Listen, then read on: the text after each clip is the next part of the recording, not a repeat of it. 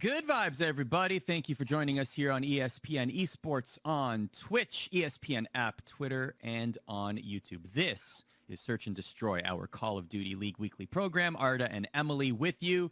And I guess we can call this the Florida Mutineers coronation episode. Yeah, I guess we can. I'm calling it that. I have a lot of opinions on this. I know you on Twitter. We've been seeing a lot of tweets about... it's a very polarizing topic, but for me, it's a very definitive topic, Emily. We won't get into it too much right now, but I can't wait to hear what you have to say about this a little bit later on in the program. But we do have a stacked show. So while we wait to talk about the Mutineers and exactly what happened this past weekend and where exactly they slot in to the order of Call of Duty League power rankings, spoiler alert, very high on my side, let's talk about the game itself because there's been a lot of conversation. In particular, an interview that Hex did on his Eavesdrop podcast with Scump about modern warfare, about fines, about certain people getting reprimanded for certain things that they say on video. I found it, Emily, very interesting that, and we were talking about this a little bit off camera, that Scump basically revealed that he was fined for a video that they did where they were ranking the different Call of Duty titles, the Call of Duty titles, and he just trashed Modern Warfare. You've had a lot of opinions on this and Infinity Ward, etc. But what do you make of Scump in particular voicing his opinion in this way? I mean, I feel like it's not an opinion that like everyone else doesn't have, and people shouldn't be shocked that Scump rated it so low because there are a lot of pros, I would say the vast majority, who just do not enjoy playing Modern Warfare at all. And additionally, due to, again, like I know I keep bringing this up like every single show, but because Infinity Ward is so stubborn about not even stubborn, they just like do not care about competitive. I can see like why, especially progressively as the season goes on, with everything else that's happened, with the pandemic, with people having to play online, like it is frustrating. And I'd say that I'm surprised that Scump didn't voice his frustrations like sooner.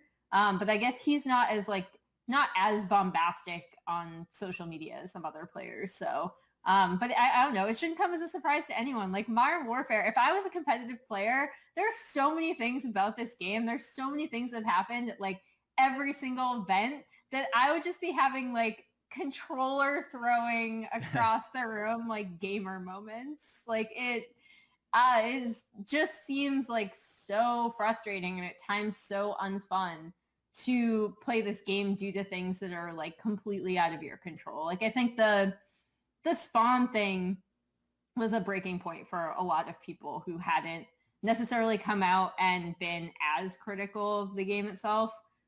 Like changing the spawns without telling people twice, probably more times, but like twice in recent weeks, right? So like it's just like I don't know. Like I understand, I don't understand because I'm not a competitive player, but like I can sympathize with their frustration because it's not like things are gonna get better until there's a new COD, right? So I think everyone at this point is kind of just looking forward and being like, okay, Treyarch, please save us from another year of this kind of lack of communication between the developer and the competitive community.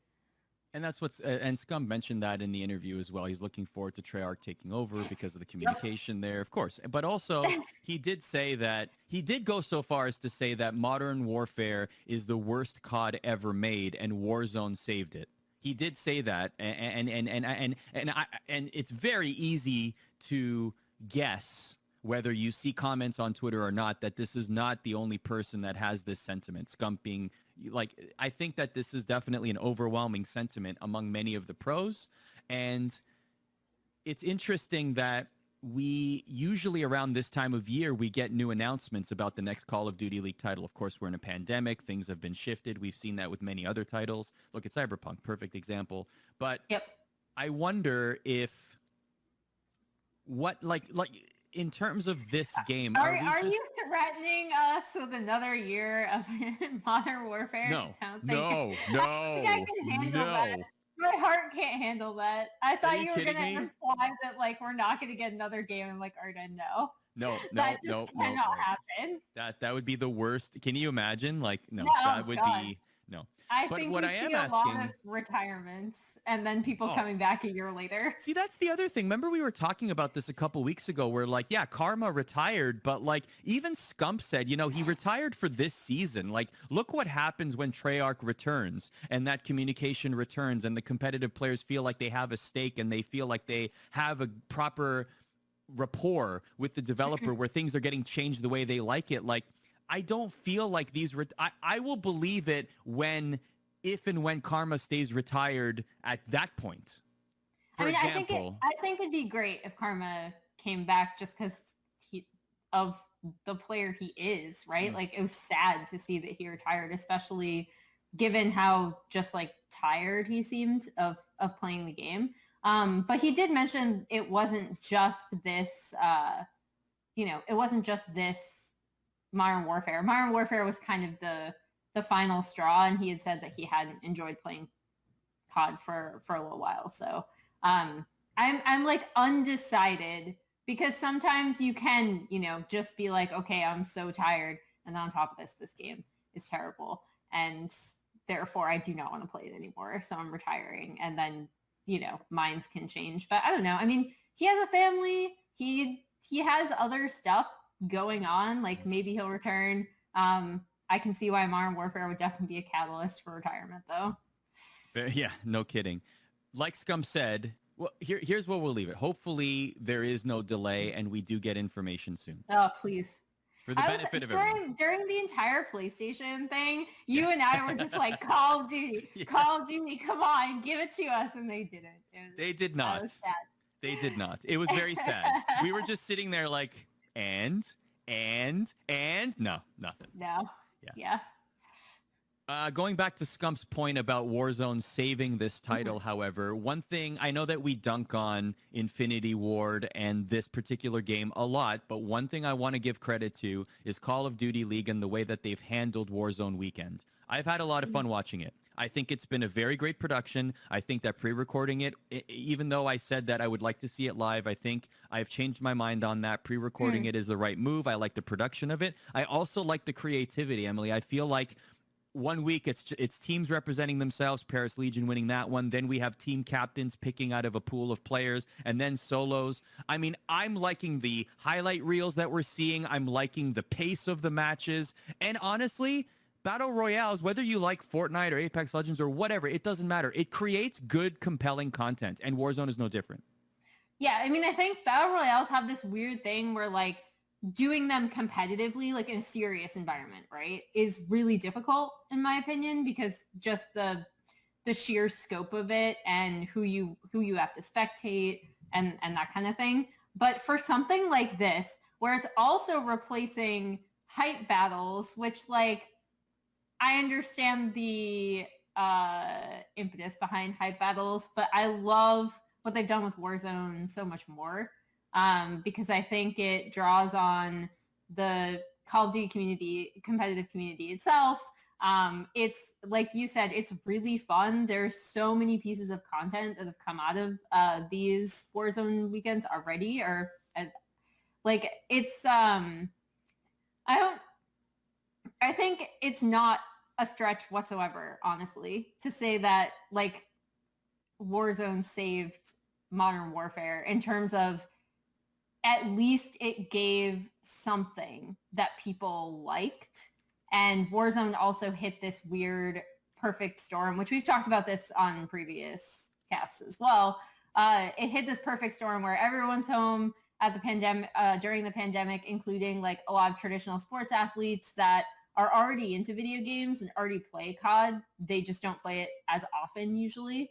And since Modern Warfare itself, the game isn't fun, Warzone is, and it's what everyone's been streaming. So to capitalize on that with the Call of Duty League and tie everything together, I think it's been hilarious. Rainbow Ray this past weekend was hilarious. Like, just watching it was like very funny. And again, it gives them like really fun pieces of content to put out. So it's kind of a, the shining light in what has otherwise been a really frustrating competitive season from my perspective. Would you want more? Let's say that Warzone continues as the Battle Royale next year. How much Warzone would you like to see from Call of Duty League? More, less, or just this amount? I feel like this amount's perfect because it doesn't, like, you could also have it overstay its welcome. And I don't think it does. And also, you know, we made this point in previous casts, but like, you want the players to be bought in and actually having fun in something like this. It's like pretty important. So you want it to be an event where, again, they're pre-recording it. It's separate from scrims. It doesn't bleed into whenever you have to actually prepare to compete, because that's a completely different mindset. I think that's also an important thing to keep in mind too. So, you know, the amount of Warzone we're getting right now, I think, is pretty perfect. I love the highlight reel plays. Like, if Call of Duty was on SportsCenter, these would make it on to a top 10. Like, there's the one play. Who was it? It's not like the S&D, like round 11. It's like Rambo Ray with a truck in Warzone. Like, it's the best. Who had the play where they put the C4 into their own vehicle and then drove it towards, I think it was Clayster? I don't know if it was Clayster. It was someone. He drove it towards somebody who was like camped behind another vehicle. He rammed his vehicle and detonated the C4 right at the correct time and eliminated him. And the guy was like, how the heck did that happen? It was like the best play of the entire. I was like, this is brilliant. I just love it. I love it. Yeah. Just want to point that out. Okay. So let us know if you agree or disagree on Twitter or in the comments and chat.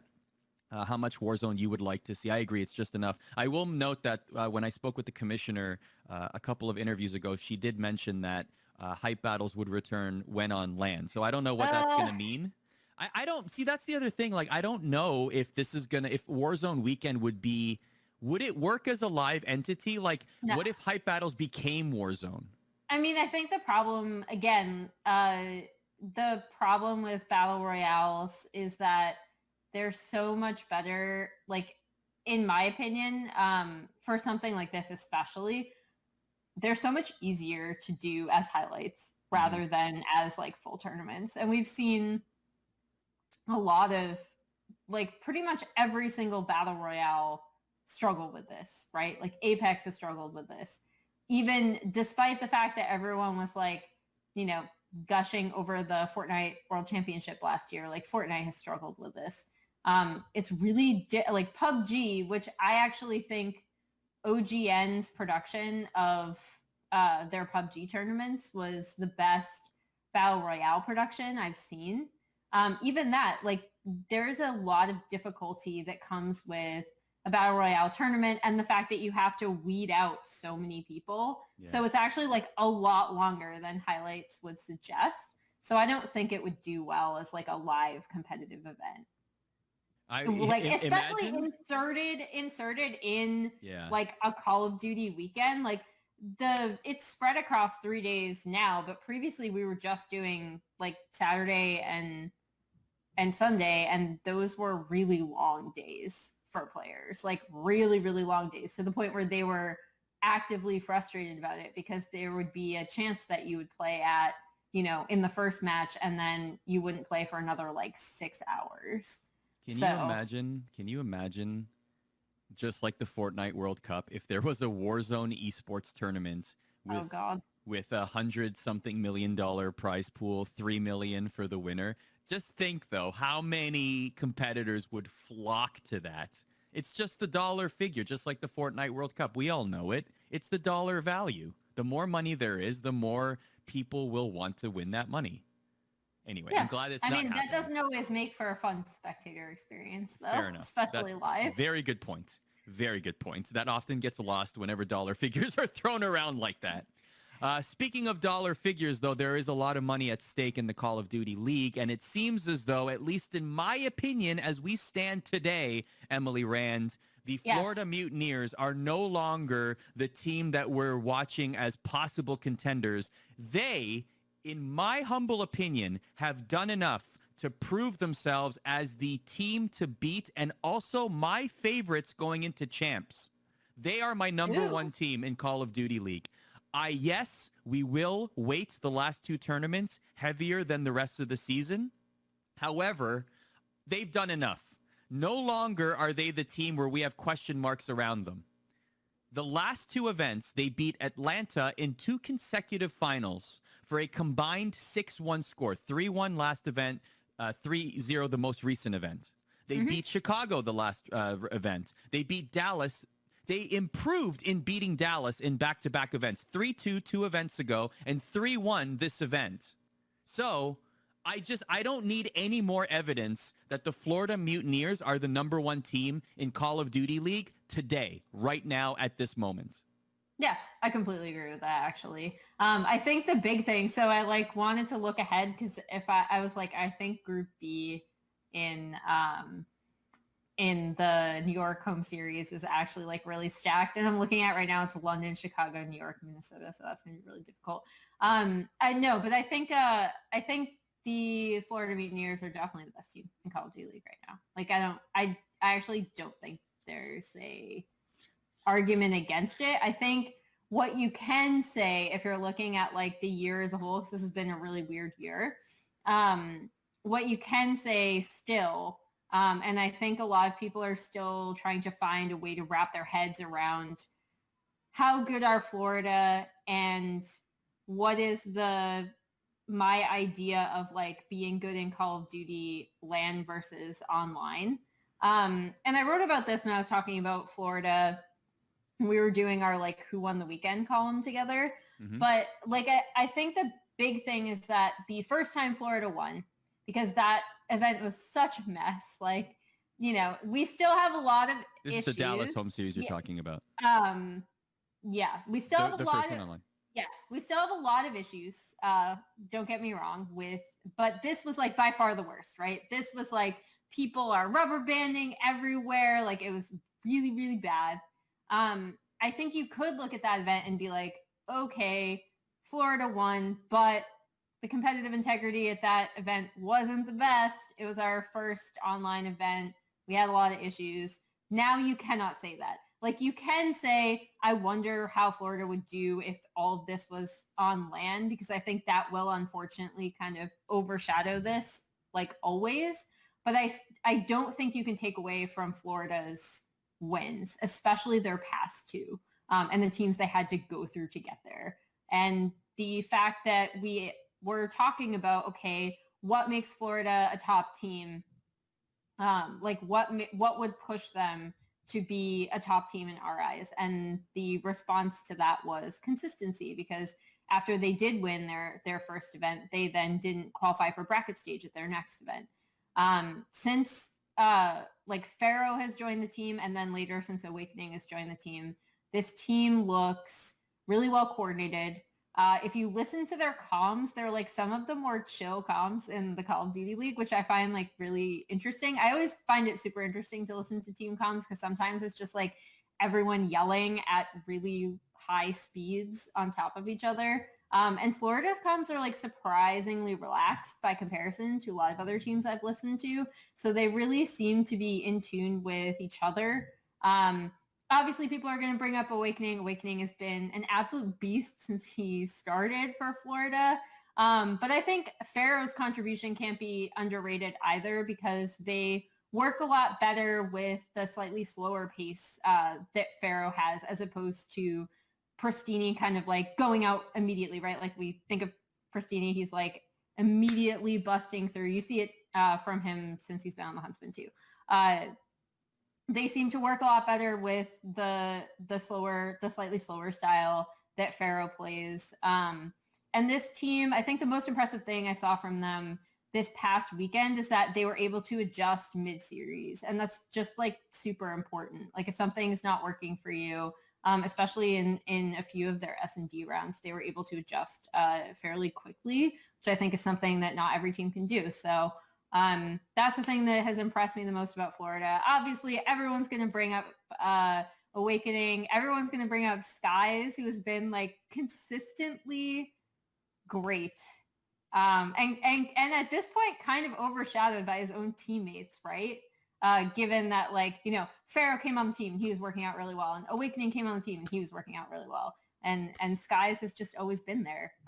And he's been performing amazingly well. So, I mean, I really love watching this team. I love watching teams grow and progress as the season goes on. And Florida has been kind of the best example of that. Like you can draw a line from like point A to point B as to where they were and where they are now. And they're obviously a very improved team since then. The Real PD Gaming in chat says online probably, but on LAN, I don't think they would be. But we're not on LAN right now. Yeah, and the Mutineers. That's the issue. Yeah, but the Mutineers also use this to their advantage, rightfully so. Use everything that is available to you. So the Mutineers were struggling on LAN, even though they did make a final. They weren't getting the success they wanted. They had the opportunity to bring in players that would perform well online for them, and that's exactly what they did. And so for that reason, that was just a very smart 200 IQ play by the Mutineers. So we don't need to worry about LAN right now because, to be honest, all signs are pointing to champs happening online. I really don't see, my personal opinion, I don't think we're going to see an announcement coming where champs are going to happen on LAN. I really don't. So if that's the case, and I'm operating under my hypotheses here under that assumption, the Mutineers are far and away, in my opinion, as we stand today, the favorites for that reason, because they have proven to me more than enough. The only, ironically, Emily, the only home series that they were involved with online that they didn't win was their own home series. Every other one they've won. Like, so that's enough for me. That is enough proof that they are the team to beat and they are the number one team in the power rankings for me, even though they're not number one in the standings. Atlanta still hold that position. And Atlanta might be the best team if you're looking at the LAN era and the online era and the season as a whole, but you just can't do that this season, right? You can't do that. You have to look at online as its own almost separate season, a part two in a way. I mean, I think you can look at both. Like, I don't think it takes away from Florida's accomplishments to say that combined LAN and online Atlanta has been the most consistent and the best team. Like and I mean, you could kind of make a similar argument for Dallas, given that they won the Los Angeles home series, but that's a little bit more debatable, unfortunately, because they had a really, really rough first week in league play that I think overshadows a lot of that in a lot of people's opinion. I don't think it should personally, but the way people talk about them, I think it does sometimes. I don't think it takes away from Florida's accomplishments to say that things might be different if it was on LAN, because we don't know how this team would look on LAN. And I mean, if champs isn't on LAN, I'll be super sad, but I also would agree that given the current state of the pandemic in the US, that's going to be incredibly difficult to make happen. As far as I know, they would have to find a location, all go there, depending on what state it would be. They'd have to quarantine for 2 weeks before they would be able to actually all come together and play. So that would be a big ask. I mean, I think if you asked players to do that, they would, because they overwhelmingly want to play on LAN. But the logistics and expense behind that might just not be feasible. Even if you're doing like presumably without an audience, right? Because wherever you're doing it, there's no way you can have a gathering of more than a certain amount of people. But no, I mean, I think it's still completely fair to bring that up. What I don't like is when people use it to take away from Florida's legitimate accomplishments. Like, you still need to give Florida credit for the performances that they have put up online. That, like I said, the only one I think that's like specious is that first Dallas home series was pretty atrocious in terms of competitive integrity, in my opinion. But the past two, I do think you need to give Florida credit. Like, I think it can be both. Like, I think you can say, in an ideal world, how would this team perform on LAN? Would they be able to keep up with a team like Atlanta on LAN? Would they be able to go up against a Dallas on LAN? But it's crazy to think that, like, even if we were having that argument, there would be a large portion of people out there that would still not rate Florida #1 with LAN in mind. Do you know what I mean? Like, in the hypothetical argument of if this season were all on LAN and we didn't have the online component and Florida still made the changes, there would still be a portion of the audience that would say, no, I'm still hitching my wagon on Atlanta, Chicago, Dallas. Florida still haven't done enough for me. Like that, I truly believe that argument would be there. I think so too, actually. And I think it's just because Florida have a lot of new players that people don't, I think trust is probably the wrong word, but like they don't have as high of an affinity for, or they haven't seen perform as consistently over the years as players on other teams. So, but I mean, I don't know. I'm kind of sad at how much people take away from Florida, to be honest. Yes. Because like I said, the first, like after the first one, yeah, that's fine. That event was pretty scuffed, but these past two have been a lot better. And I think like very obvious hiccups aside that were not in Florida's matches, I think that there's a compelling argument that they're the best team in Call of Duty League right now. So Emily writes a column every event. I actually posted the link in the chat. Basically, it's every map in one sentence. Let me read you the final sentence for Hackney Yard domination, Florida versus Atlanta. That was rough. Like this is a 3-0, right? And you look at that, you look at a 3-0 and you're like, oh, they got like whopped, right? The first two were close. The Dom was not close. So this is what you wrote about that map. This was the tournament clinching effort by the Mutineers. Quote, Florida get an early triple cap and never look back as they take a record-breaking 235-70 domination win. Nuts. Yeah. That's, I mean, what more? For everyone that is doubting Florida still, stop it. Just stop it. You're looking foolish right now. Florida, today, there is no more that they need to prove to anybody that they are the best team in CDL right now online. There's no, in the circumstances that we're in, the Florida Mutineers are the favorites to win the World Championship right now, today. It will take a catastrophic collapse in the next two events. They're playing in two of the next three events, as are the Atlanta FaZe. It would take a monumental collapse for me personally to change my opinion on this. It would. I am so impressed by how the Mutineers are playing teamwork wise, the changes that they've made. And actually, let's get into this right now. The MVP race. That's where we're about that time of the year, Emily, where we talk about the MVPs. Okay. So I think you mentioned a very good point about how Skies is sort of getting overshadowed a little bit because of Pharaoh coming in because of right. With that said, though, Skies leads the league in KDA with a 1.26 across all positions. He's #1 in the league. He leads in plus minus with a plus 398. He has led KD in the last two events, 1.32 in Minnesota, 1.42 in Paris. Okay? And that is with his teammates improving tournament over tournament. Awakening improved from Minnesota to Paris, by the way. He picked up 0.12 in KDA, so he got better. But even still, Skies was even better than that.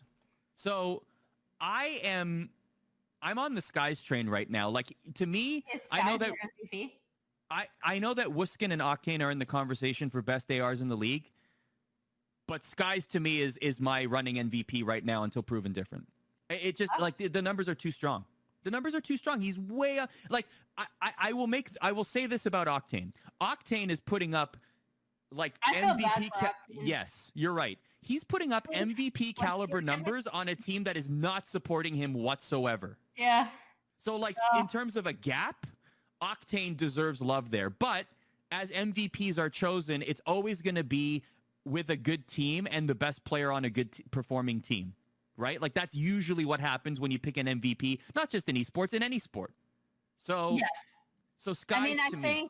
I think it's impossible to, like, from my perspective, I would say I'm more lenient on the definition of MVP. Like, people always yell at me for my League of Legends MVPs because I'm like, oh, and here's the massive greater context as to why I didn't pick this popular person over, the person that I did pick.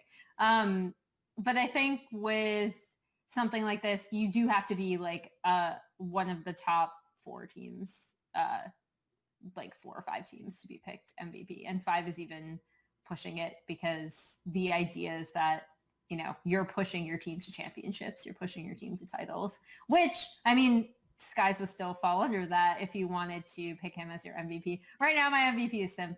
That's a great. He's the best. He's the best SMG in the league, right? Like he has to be, right?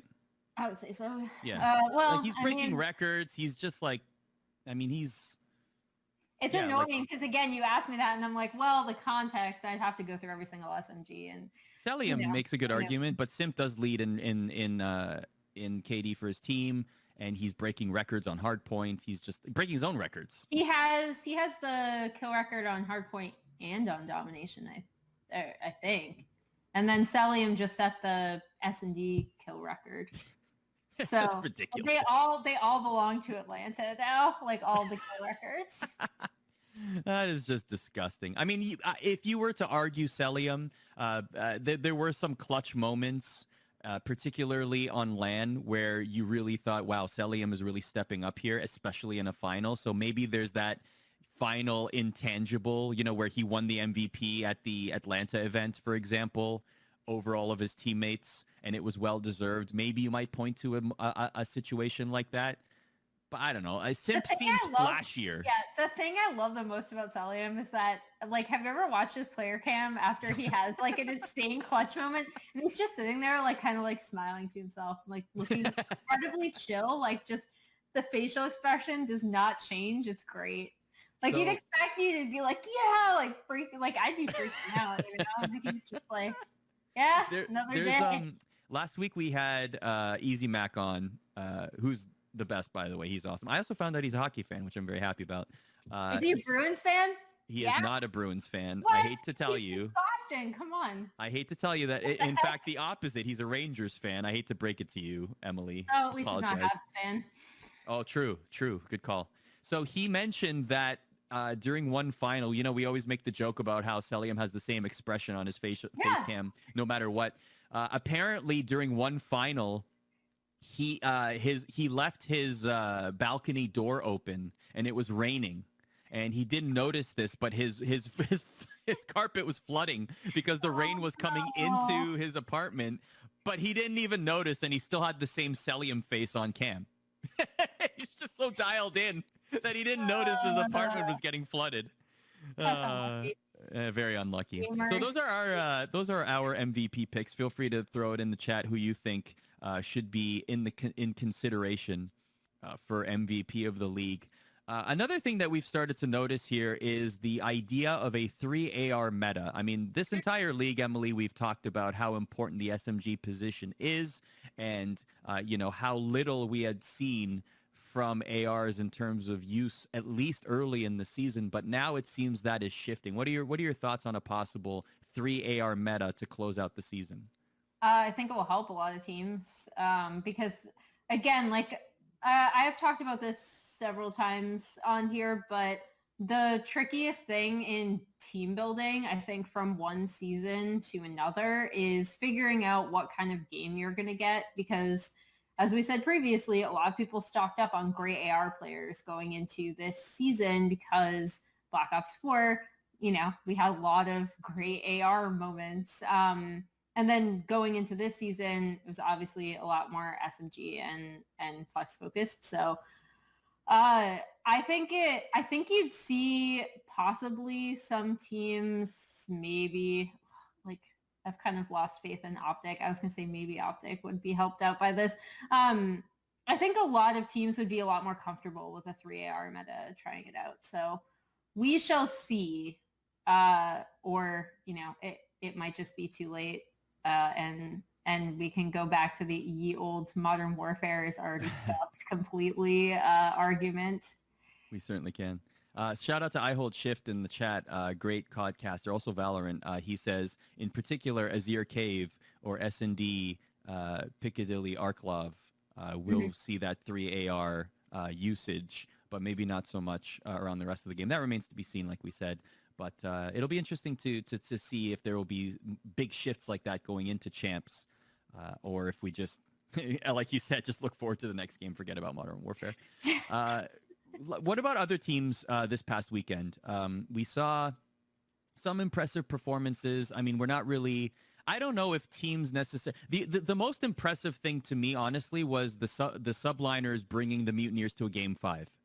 To me, that spoke volumes of which teams give the Mutineers the most trouble. And Atura has said this to me, that the subliners are very difficult to scrim against. A lot of people say that. I've heard the subliners are like insane. Yeah. Like they're the team. And that's why like we've always had this undercurrent of like the subliners are going to show up eventually, like quote unquote on our on stage, like on our virtual stage, because we're online. But like that is why people have been so high, and like they've been pretty highly rated in the coaches poll even before it started to be reflected in their actual stage performances, because they're apparently like a nightmare to scrim against because they're so good.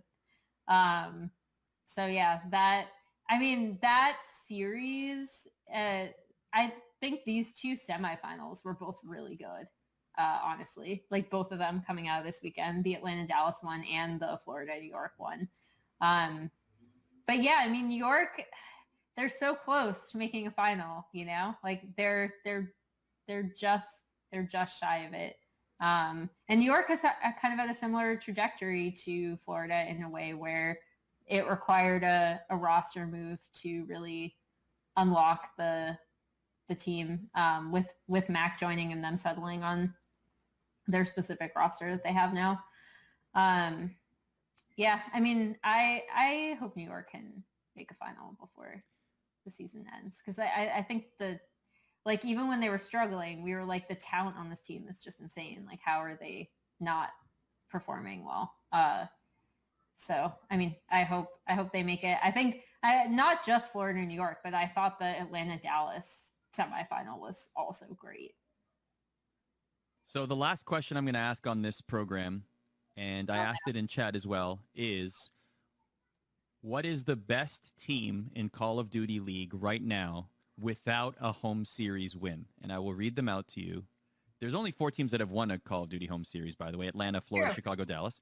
So the remaining teams: Minnesota, London, New York, Optic Gaming LA, Paris, Toronto, Seattle, LA Gorillas. I know what my answer is, and it actually matches. Yeah, of course it's Toronto. Obviously it's Toronto. Homer moment. Let me tell you 100 reasons why. No. I like the real PD Gaming's answer in chat, and I agree with it 100%. Early on, it was Minnesota, but now it's the subliners. Minnesota have regressed. The subliners have improved, particularly since Mac Meltz has joined the team. Yes.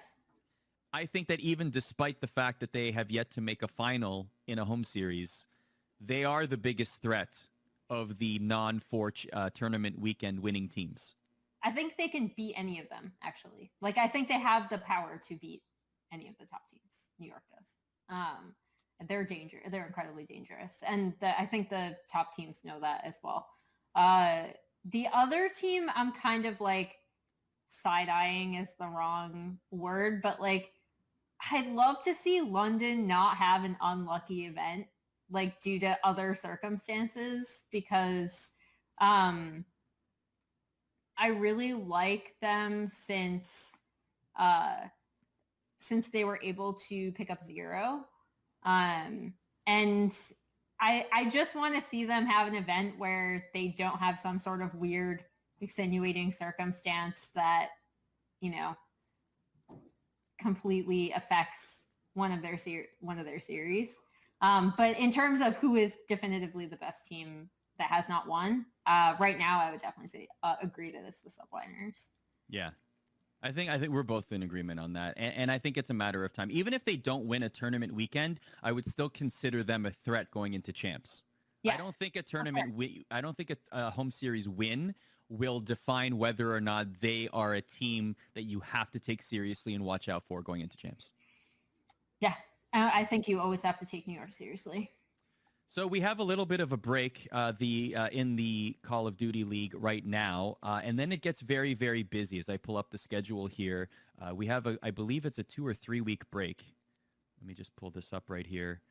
The next series will be the New York Subliners home series on the 10th of July, and the competing teams will be Toronto, Paris, Chicago, London, LAG, Atlanta, Minnesota, and New York. So Florida take this series off, and then they are back for the London and Toronto series. So it's going to be July 10th for New York, July 17th for London, and then July 24th for Toronto. So 3 back-to-back weekends before we get into the playoffs. Don't forget, every single team make it to the champs, but the seeding matters a lot, and the format has changed. All of that is available at callofdutyleague.com. So that'll do it for us here on Search and Destroy. Thanks for watching us and also listening to us in podcast form. Don't forget, this is now a podcast. There's an ESPN eSports feed that you can find either on Apple, on Android, on Spotify, and we have 3 shows a week that go in podcast form. This one, Search and Destroy, as well as our ESPN Esports Valorant show. Emily and I are involved in that one. Also, the third show we're both on is the Rift Rewind, which is our League of Legends weekly show. That happens on Tuesdays.